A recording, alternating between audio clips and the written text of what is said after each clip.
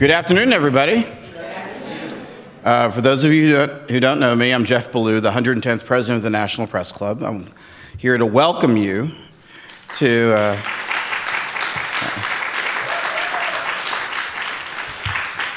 I know for some of you said that's been a long time coming, right? To have somebody that looks like me up here at the hot seat.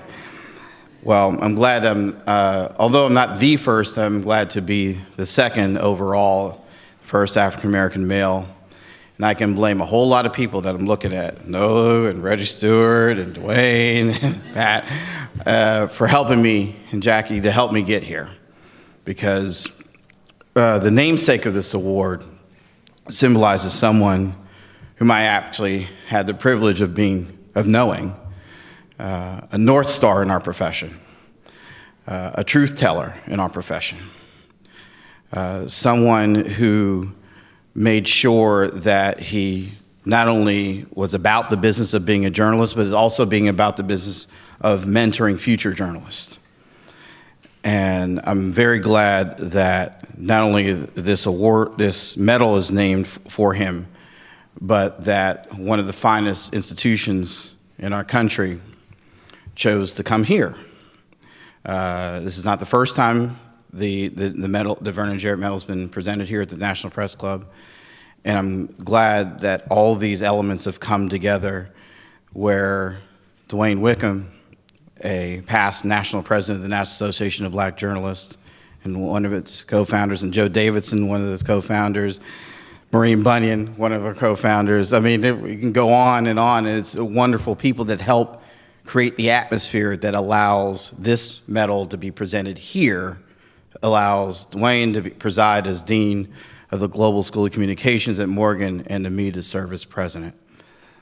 So I know where I come from, and I know that when I had Simeon Booker hold my late mother's Bible when I took the oath of office next door in the ballroom, I sent a very loud signal that I know and Maureen, who was standing right about here in the ballroom, was there for it.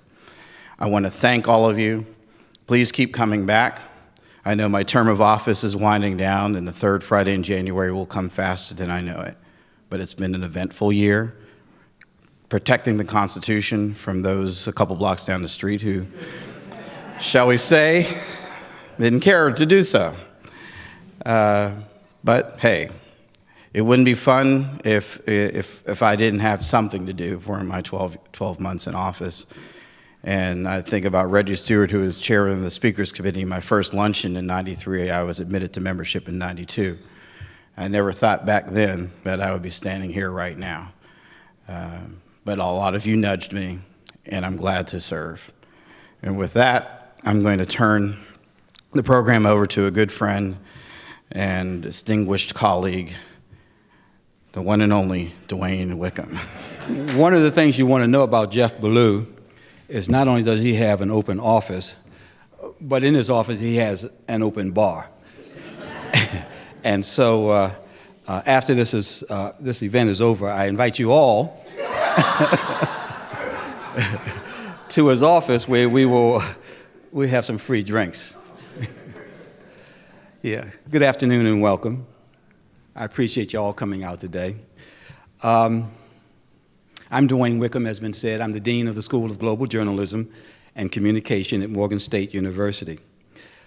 This Vernon Jarett Medal was born out of our belief that a historically black university can and in fact should play a leading role in recognizing media organizations that show a commitment to covering issues and news of importance to the black community. It was the media's failure to do this that was cited by the Kerner Commission in 1968 in his famous report as one of the causes for the disturbances that racked our country, hundreds of riots, so-called race riots, during the decade of the 1960s. Change has been slow in coming. We had anticipated much more would occur, but there's a lot more that has to be done. You know, today, media organizations continue to be caught off guard by disturbances I'm trying not to say race riots, in places like Charlottesville, Virginia, Ferguson, Missouri, Baltimore. We've got to do a better job. And we hope that through the awarding of this medal on an annual basis, a very attractive medal with a $10,000 prize attached to it, that we can do our part to cause journalists to do more, to look deeper, to probe in places they've not probed before, to find stories of interest and stories that need telling in our Black community. This is the third year that Morgan has given this award, and it's the first time that we have decided to change the selection process. This year, we asked those who were, in fact, impacted by the journalism that was to be recognized to put forth nominees. And in so doing, we came up, we believe, with an absolutely fantastic choice. And before I call to the podium my boss to say more about this choice, I want to recognize some people who are here because at the School of Global Journalism and Communication, we have a fantastic team. And I have here, I'm surprised to have, in fact, my associate dean, Carl Hayden, who is sitting off to the rear. He always tries to sneak in, and Carl is a godsend, and he keeps us on the straight and narrow in so many ways, and I thank you so much, Carl, for the work effort you put forward. Also, the assistant dean, there she is, Jackie Jones, who doubles as our chair of the Department of Multimedia Journalism, is with us.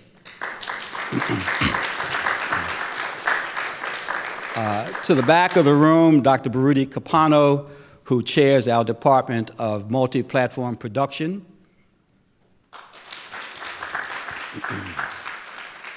And then off to my left, almost always to my left,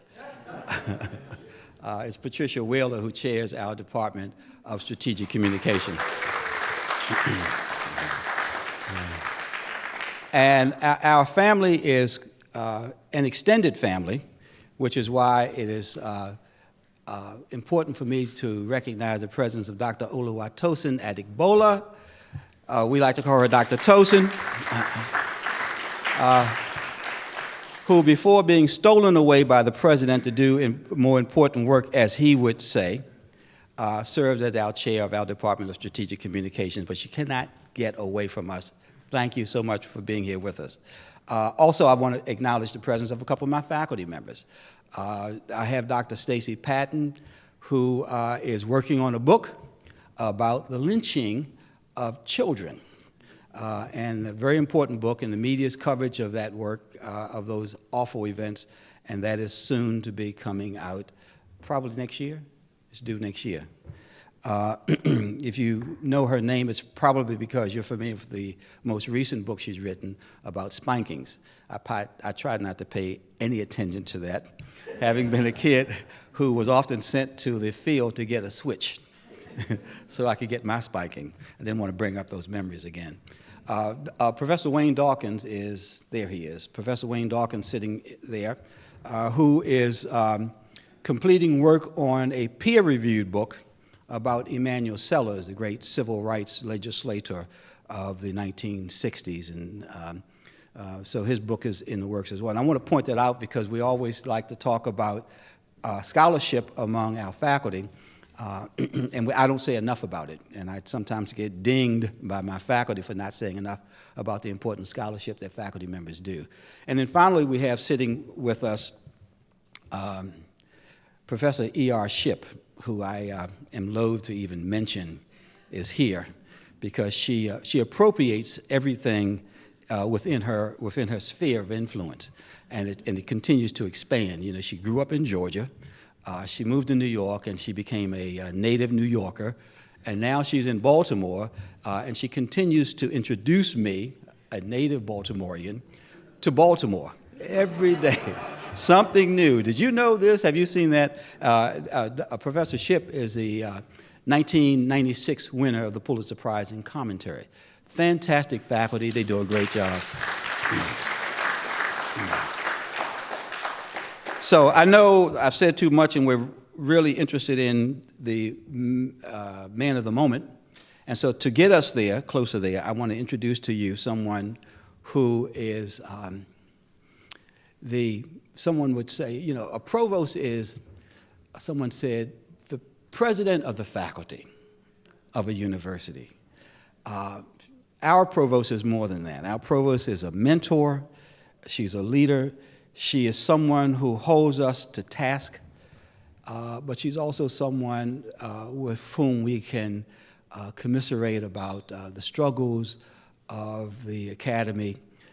She's always willing to give us her ear, and on occasion she even gives us some money, which is helpful in moving our activities along. But she's become, if I can say this, not only my boss, but my friend, Dr. Gloria Gibson, the vice president, senior vice president, and provost at Morgan State University. Thank you for those kind remarks. And I would just like to say that I appreciate all the hard work that Dean Wickham provides every day for Morgan State University.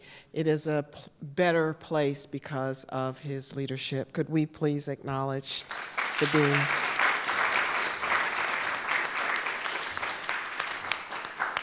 I also want to acknowledge my faculty. I always call them my faculty because they work very hard every day with our students. And I believe faculty are the heart and soul of the institution.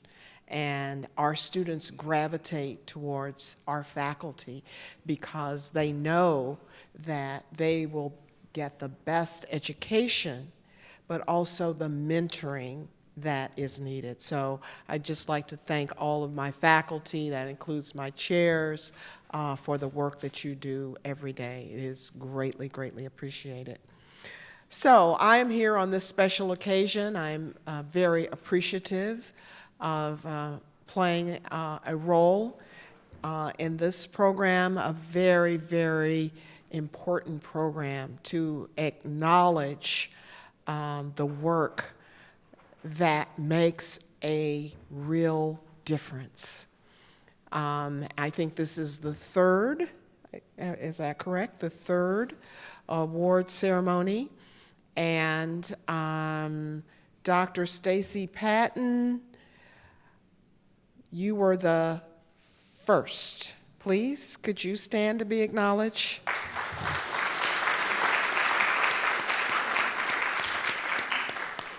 Awesome to have a young, black, beautiful woman as our first recipient. And the second recipient was also a woman, correct?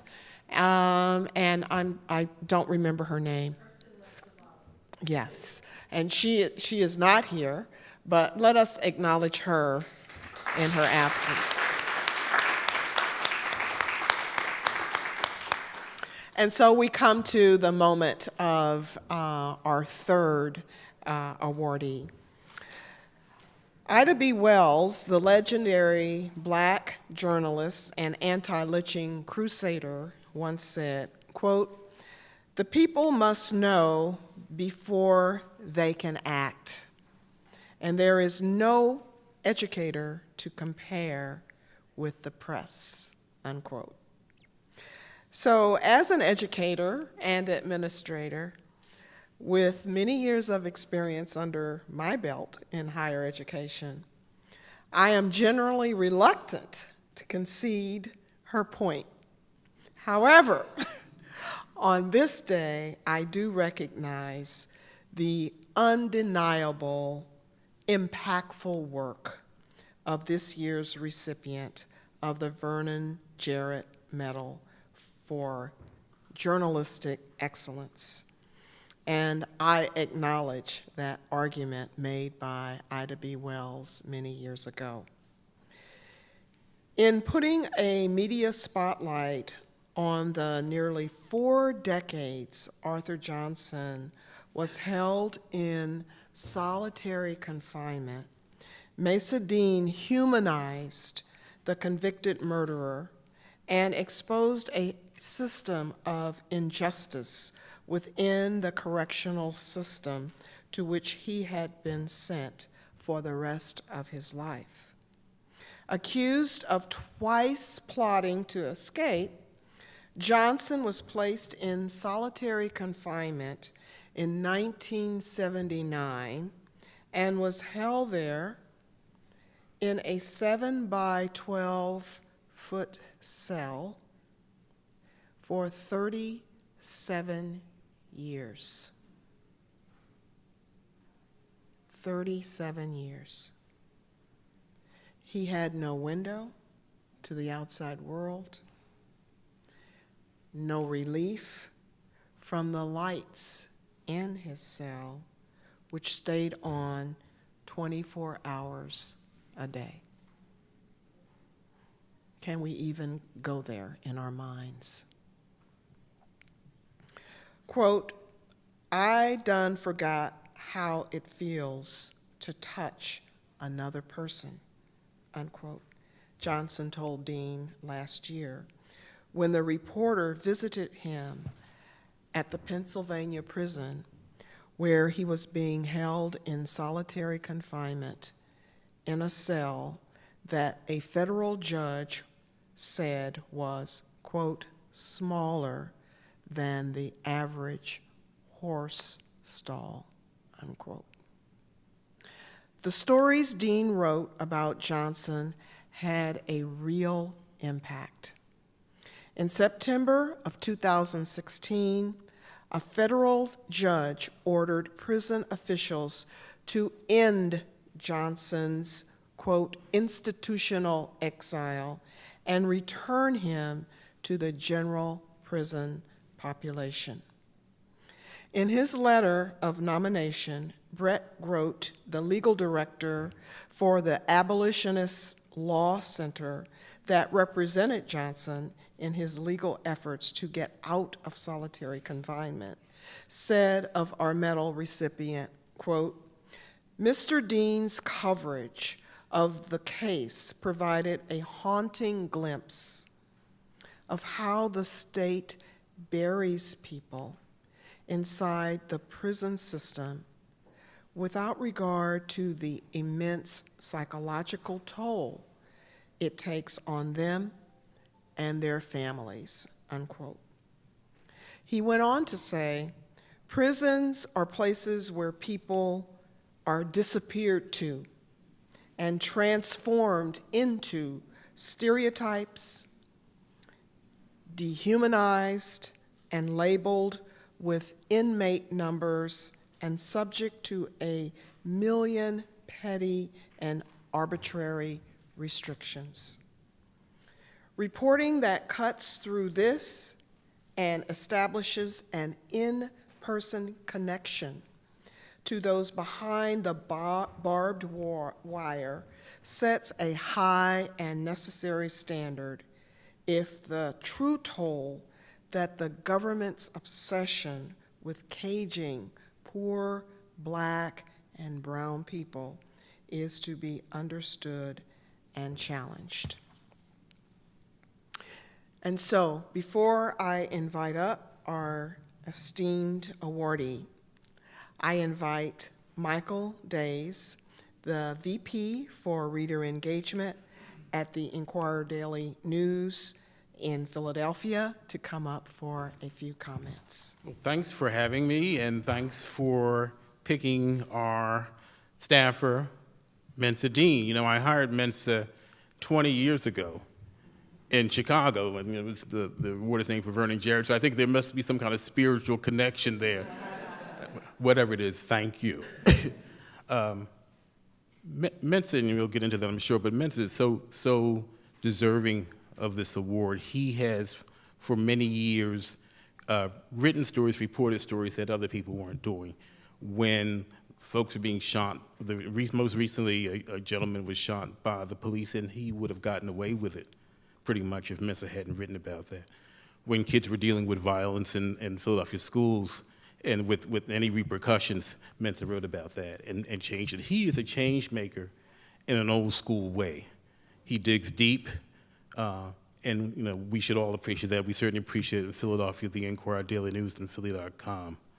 I'm going to stop there because it is his day, but I do want to say thank you for allowing us to be here, and this is such a remarkable day and a remarkable award. Thank you, Dean.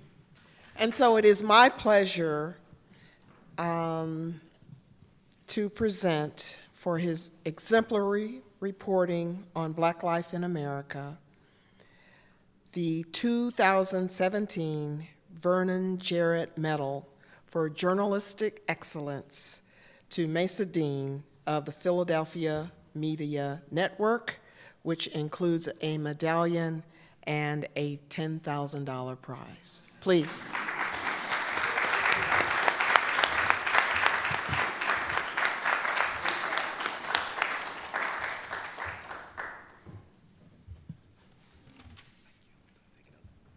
Sure, please. Take it out and show it off.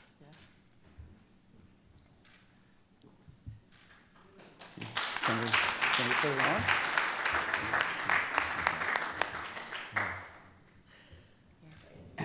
Now, can we, yeah, I can get you on the other side.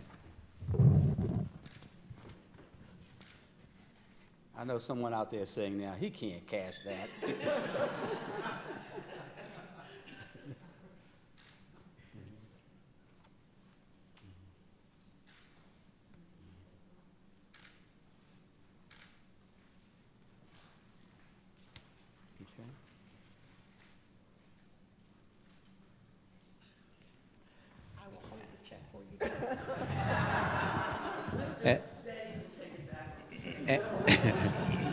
And to those cynics who said he cannot cash that, it really is true.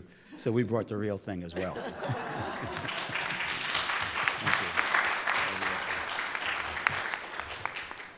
Well, thank you very much, Dean and Morgan State.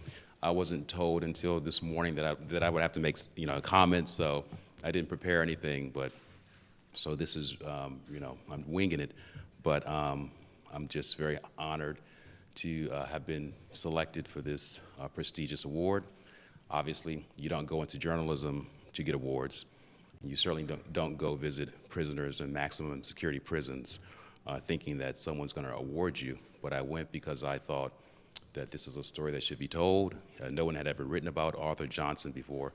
So I did, and I'm glad I did. And so today he is in the general population where he should have been for a long time. And also, there are others now who know about him and people like him, and more attention has been brought to the plight of people who are in solitary confinement. And so I'm grateful for that. And I'm just, again, very honored to be the recipient of the 2017 Vernon Jarett Journalism Medal. I won a few awards in my time, but nothing like this. So thank you very much. I'm honored. Thank you.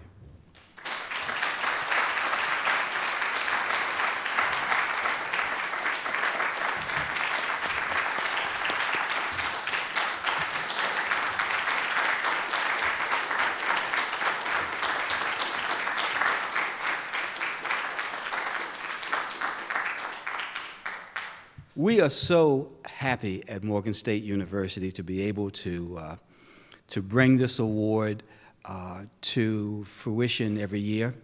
We do it, and I need to acknowledge, with the strong support of the Open Society Foundations, which year in and year out give us the money we need to bestow the award and to conduct this program. They have a strong support of media programs, and they really believe in what we're trying to do. We want to really, as I said earlier, encourage journalists.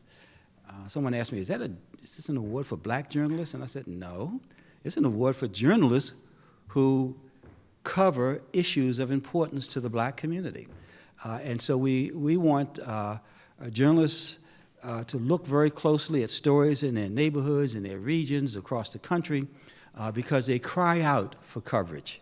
And when you see a Ferguson, Missouri, when you see what happened in Minneapolis, and when you see Baltimore erupt, what you see is the end of a tree that has very deep roots. And those roots should have been covered a long time ago. The root cause of these problems have existed for many, many years. Morgan is also happy to join the ranks of universities like Columbia University, which gives the Pulitzer Prize each year, and the University of Georgia, which bestows the Peabody. We are the only HBCU to give an award of this size, and we take great pride in standing shoulder to shoulder with Columbia and with the University of Georgia in recognizing journalistic excellence. And so with that, I would say to you, thank you for coming. We appreciate your presence. We hope you will stand with us and chat with Mr. Dean over some hors d'oeuvres and some drinks at the rear of the room. Thank you very much.